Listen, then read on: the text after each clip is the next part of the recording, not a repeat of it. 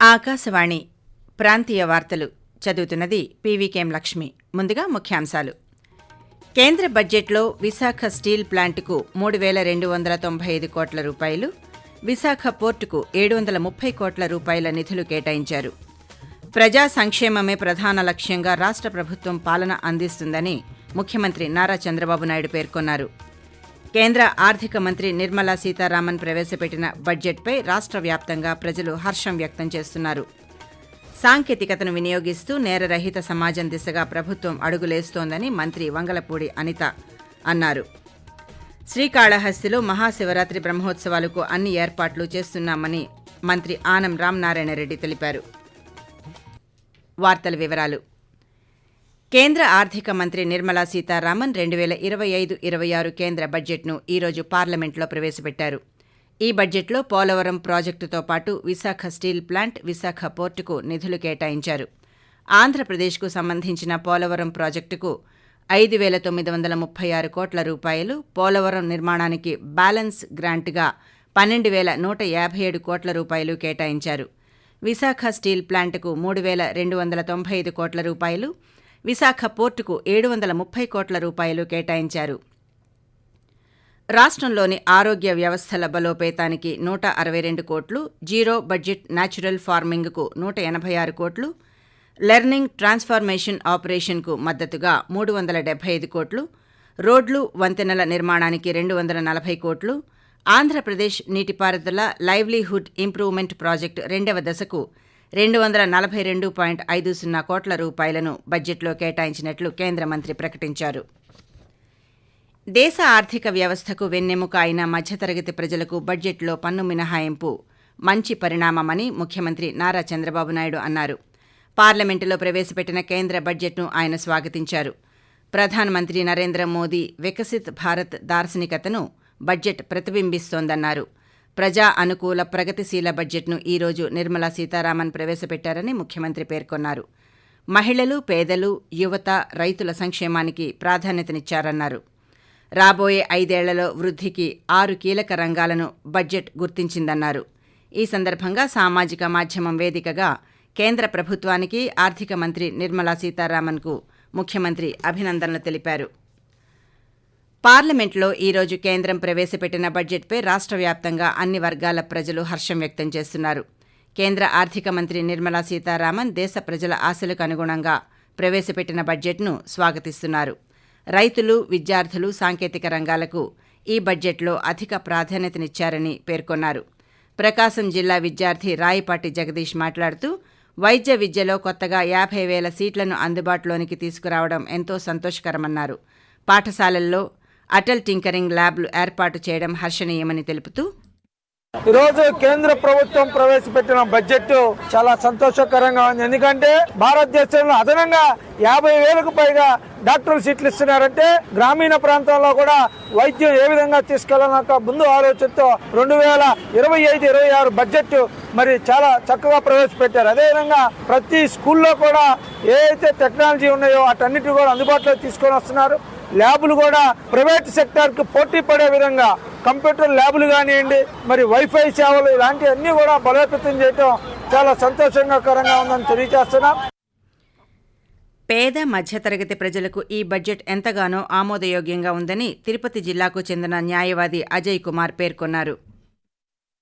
ఈరోజు కేంద్ర ప్రభుత్వం నరేంద్ర మోడీ గారి నాయకత్వంలో ఆర్థిక మంత్రి నిర్మలా సీతారామన్ ప్రవేశపెట్టినటువంటి బడ్జెట్ చాలా హర్షాతిరికమైనటువంటి బడ్జెట్. ఎందుకంటే మనం గత కొన్ని సంవత్సరాలుగా ప్రతి బడ్జెట్ లో మధ్యతరగతి ప్రజలకు నెలకు ₹1,00,000 జీతగాడు ఇన్కమ్ ట్యాక్స్ కట్టాల్సిన పని లేదంటే చాలా ఆనందదాయకమైనటువంటి విషయం. మధ్యతరగతి ప్రజలకు చాలా ఊరటనిచ్చేటువంటి ప్రజలందరూ కూడా మేము స్వాగతిస్తున్నాం. అంతేకాకుండా ఉడాన్ స్కీమ్ ద్వారా ఈ యొక్క 120 నూతన విమానాశ్రయాలు ఏర్పాటు చేయడం ద్వారా టూరిజాన్ని డెవలప్ చేసేటువంటి ప్రక్రియ 2047 భారతదేశం అభివృద్ధి చెందిన దేశంగా వస్తుందని మేము భావిస్తున్నాం. పర్యావరణానికి హితం చేకూర్చే సముద్ర జీవులను సంరక్షించుకోవాలని పశ్చిమ గోదావరి జిల్లా కలెక్టర్ చెదలవాడ నాగరాణి అధికారులను ఆదేశించారు. ఈరోజు భీమవరంలో అటవీ, మత్స్యశాఖల అధికారులతో కలెక్టర్ సమీక్ష చేపట్టారు. ఈ సందర్భంగా ఆమె మాట్లాడుతూ చిన్నమైనివానిలంక పెద్దమైనివానిలంక తీర ప్రాంతానికి పదుల సంఖ్యలో చనిపోయిన తాబేళ్లు కొట్టుకురావడం ఆందోళన కలిగించే అంశమని ఈ విషయమై అటవీ మత్స్య పశుసంవర్ధక శాఖల అధికారులతో విచారణ బృందాన్ని నియమించామని తెలిపారు. క్షేత్రస్థాయిలో బృందం పర్యటించి తాబేళ్లు చనిపోవడానికి కారణాలను విశ్లేషించడంతో పాటు ఇప్పటికే చనిపోయిన తాబేళ్లపై నివేదికను సమర్పించాలని ఆదేశించారు.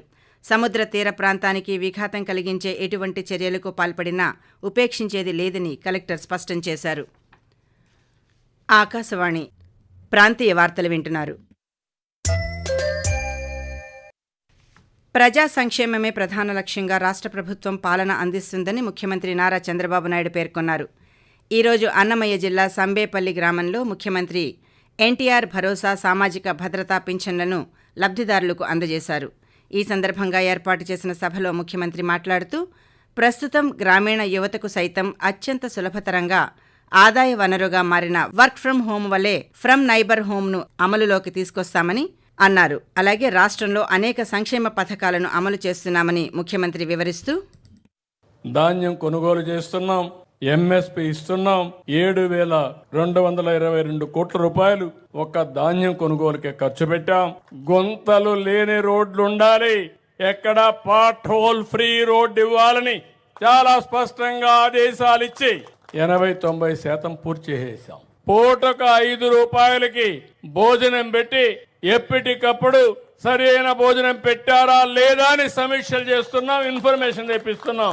3 సిలిండర్లు ఉచితంగా ఇస్తానని చెప్పి మాట నిలబెట్టుకున్న ప్రభుత్వం ఈ ప్రభుత్వం. ఈరోజు సాయంత్రం 6:30 నుండి 7:45 వరకు బడ్జెట్పై ప్రత్యక్ష చర్చా కార్యక్రమం ఆకాశవాణి విజయవాడ ప్రాంతీయ వార్తా విభాగం సమర్పణలో ప్రసారం కానుంది. సాంకేతికతను వినియోగిస్తూ నేరరహిత సమాజం దిశగా ప్రభుత్వం అడుగులేస్తోందని రాష్ట్ర హోంశాఖ మంత్రి వంగలపూడి అనిత అన్నారు. ఈరోజు మంగళగిరిలో పాత్రికేయుల సమావేశంలో మంత్రి మాట్లాడుతూ కూటమి ప్రభుత్వం ఏర్పడిన అనంతరం 10% నేరాలు తగ్గాయన్నారు. ఎక్కడికక్కడ డ్రోన్లు, సీసీ కెమెరాలను విరివిగా వినియోగిస్తూ నేరాల నియంత్రణకు కృషి చేస్తున్నామన్నారు. ఆడపిల్లల రక్షణకు కూటమి ప్రభుత్వం తొలి ప్రాధాన్యతనిస్తుందని, వారిపై దాడులు నివారించేందుకు అన్ని విధాల చర్యలు చేపడుతున్నామన్నారు. ఆడపిల్లపై జరుగుతున్న దాడులను ప్రతిపక్షాలు రాజకీయం చేయడం సబబు కాదని మంత్రి హితవు పలికారు. తిరుపతి జిల్లా శ్రీకాళహస్తిలో మహాశివరాత్రి బ్రహ్మోత్సవాలకు సర్వం సిద్ధం చేస్తున్నామని రాష్ట్ర దేవాదాయ శాఖ మంత్రి ఆనం రామనారాయణరెడ్డి తెలిపారు. ఈ నెల 21 నుంచి మార్చి 4వ తేదీ వరకు జరగనున్న మహాశివరాత్రి బ్రహ్మోత్సవాలపై మంత్రి అనగాని ప్రసాద్, కలెక్టర్, ఇతర అధికారులతో కలిసి ఆనం రామనారాయణరెడ్డి సమీక్ష నిర్వహించారు. అనంతరం ఆయన పాత్రికేయులతో మాట్లాడుతూ మహాశివరాత్రి బ్రహ్మోత్సవాల్లో సామాన్య భక్తులకు పెద్దపీట వేసేలా ప్రణాళికలు సిద్ధం చేశామన్నారు. మహాశివరాత్రి పర్వదినాన్ని వైభవోపేతంగా ఈ కాళహస్తీశ్వర స్వామి ఆలయంలో చేయడానికి రాష్ట్ర ప్రభుత్వం సంకల్పించింది. ఈ శివరాత్రి ఉత్సవాలను పరిగణలోకి తీసుకుని బైపాస్ రోడ్డుకి కొంత ల్యాండ్ అక్విజిషన్ సమస్య ఉంది. దానికి నిధులు కావాలి అని అడిగితే అది దేవాదాయ శాఖ నుంచి నిధులు ఇవ్వడానికి మేము ఇప్పుడే అనుమతులు ఇచ్చాం.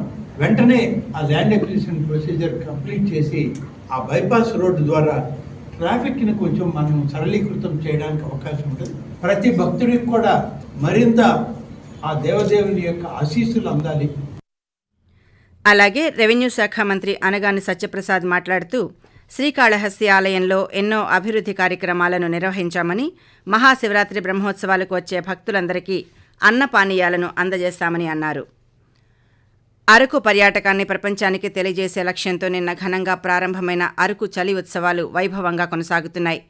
ఈ ఉత్సవాల్లో భాగంగా ఈరోజు బొర్రా గుహల నుండి అరకు లోయ వరకు జిల్లా collector A S Dinesh Kumar cycle riding నిర్వహించారు. ఆకాశవాణి ప్రాంతీయ వార్తలు ముగించే ముందు ముఖ్యాంశాలు మరోసారి. కేంద్ర బడ్జెట్లో విశాఖ స్టీల్ ప్లాంటుకు 3,295 కోట్ల రూపాయలు, విశాఖ పోర్టుకు 730 కోట్ల రూపాయల నిధులు కేటాయించారు. ప్రజా సంక్షేమమే ప్రధాన లక్ష్యంగా రాష్ట్ర ప్రభుత్వం పాలన అందిస్తుందని ముఖ్యమంత్రి నారా చంద్రబాబు నాయుడు పేర్కొన్నారు. కేంద్ర ఆర్థిక మంత్రి నిర్మలా సీతారామన్ ప్రవేశపెట్టిన బడ్జెట్పై రాష్ట్ర వ్యాప్తంగా ప్రజలు హర్షం వ్యక్తం చేస్తున్నారు.